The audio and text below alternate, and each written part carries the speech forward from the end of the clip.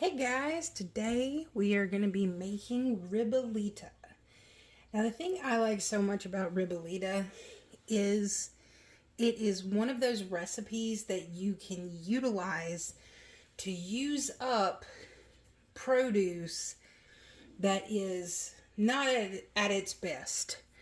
As you can see, these carrots have seen better days, as have my celery. Shallot looks okay. These are a little dry.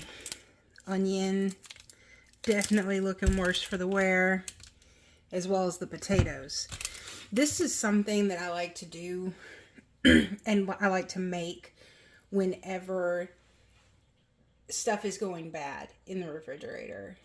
I don't like to see things go to waste, and this is a perfect way to salvage those vegetables from the forgotten drawer of shame and turn them into something absolutely delicious. Another thing that this recipe utilizes is old bread. The sourdough is pretty old.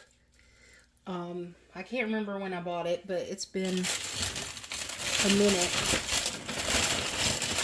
And you can see it's pretty hard. So it utilizes old vegetables, old bread, ingredients most people can find around the house, cans of beans, frozen spinach, broth, Parmesan rind if you've got it, can add a lot of flavor.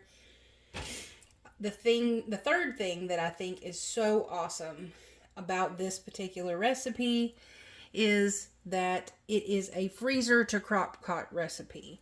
So if you have time, one weekday or one weekend day, to put this together, you can leave it in your freezer and then cook it the day that you need it. So you have a meal where the majority of all the prep is done. You just dump everything in a crock pot and go. So let's get started.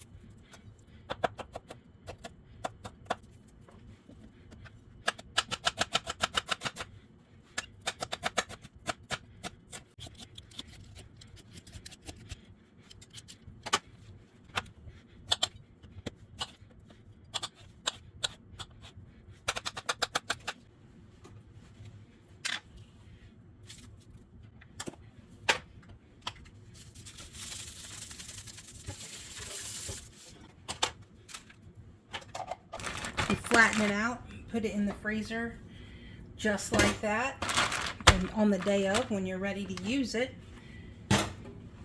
you pull it straight out and add it to the crock pots with the remaining ingredients.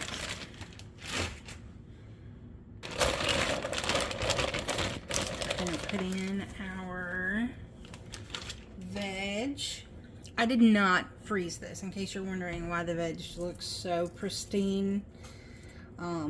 I'm making this same day. You don't have to freeze it for it to work. It just is a good option for some to be able to freeze it.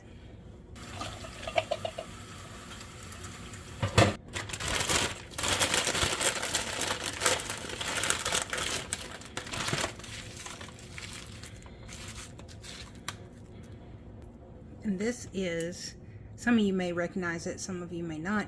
This is a Parmesan rind. It is what is left from the Parmesan after it is consumed from the wheel. I have one. I'm going to stick it right in here so it can get all warm and impart all that delicious flavor.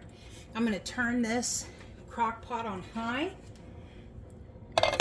and I will see you guys in 3 to 4 hours. This recipe does best with old bread, which is great because you can utilize bread that has gone past its normal expiry. I just cut some bread up and I'm putting it in here. It's about 2 cups. All right. There's the bread, and I got my tongs here. I'm going to just stir it in so that bread can soak up all of the delicious goodness. I'm going to let it go for another half hour or so. You just want to try to make sure that all of the bread is fully submersed. Otherwise, you're going to have delicious soup with crunchy pieces in there. There we go. All right, cover. See you in a half hour.